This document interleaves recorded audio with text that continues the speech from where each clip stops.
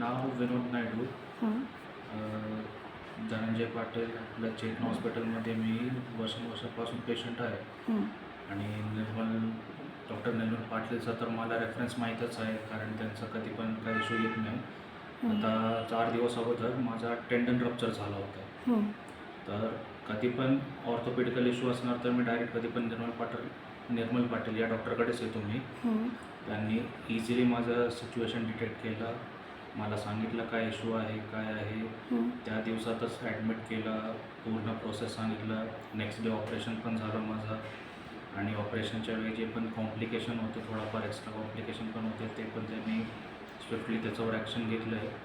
आता 2 दिवस झाले. आता त्यांनी मला पुढचं रोडचं रिकव्हरी पण सांगितलं आहे, कसं होईल काय होईल.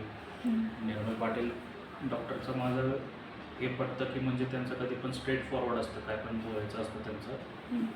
ते कधी पण असा फिरून काय बोलत नाही आणि ते इझी टू अंडरस्टँड असतं बेसिकली.